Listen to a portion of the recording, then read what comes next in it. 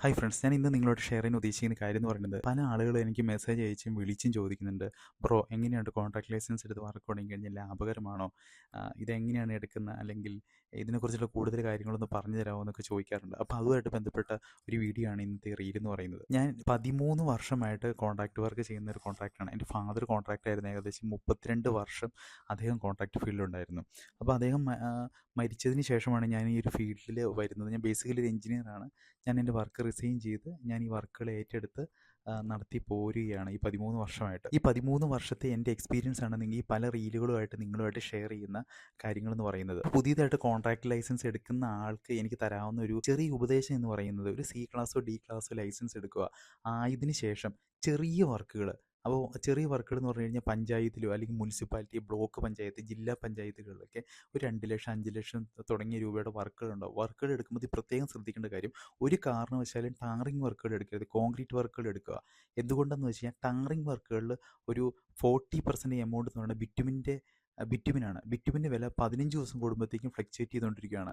ഇപ്പോൾ യുദ്ധം വന്നതുകൊണ്ട് തന്നെ ഒരു യുദ്ധത്തിന് മുമ്പ് 52 രൂപ ഉണ്ടായിരുന്ന ബിറ്റുമിൻ, VG30 ഗ്രേഡിലുള്ള ബൾക്ക് ബിറ്റുമിൻ 52 രൂപയായിരുന്നത് ഇപ്പോൾ 83 രൂപയായി. അപ്പോൾ നമ്മൾ എഗ്രിമെൻറ്റ് വെച്ചതിന് ശേഷം ബിറ്റുമിൻ്റെ വിലയിൽ വേരിയേഷൻ വന്നു കഴിഞ്ഞാൽ നമുക്ക് ഹ്യൂജ് ലോസ് ഉണ്ടാവും. അത് കൂടാണ്ടാണെങ്കിലും നമ്മൾ അല്ലാത്ത സമയങ്ങളാണെങ്കിലും ബിറ്റുവിന് 15 ദിവസം കൂടുമ്പോഴത്തേക്കും ഫ്ലക്ച്വേഷൻ വരുമ്പോഴത്തേക്കും നമ്മുടെ വർക്കിന് വലിയ ലോസ് ഉണ്ടാകാൻ സാധ്യതയുണ്ട്. അപ്പോൾ ആദ്യമായിട്ട് ലൈസൻസ് എടുക്കുന്ന ആളുകൾ ചെറിയ കോൺക്രീറ്റ് വർക്കുകൾ എടുക്കുക. കോൺക്രീറ്റ് വർക്കുകൾ എടുത്തു കഴിഞ്ഞാൽ അതിൻ്റെ അകത്ത് അഗ്രിഗേറ്റ്സ്, അതുകൂടാണ്ട് ഈ സിമെൻറ്റൊക്കെ ഉള്ളു, അതൊക്കെ വലിയ കാര്യമായിട്ടൊന്നും ഫ്ലക്ച്വേഷൻ വരുന്ന കാര്യങ്ങളല്ല.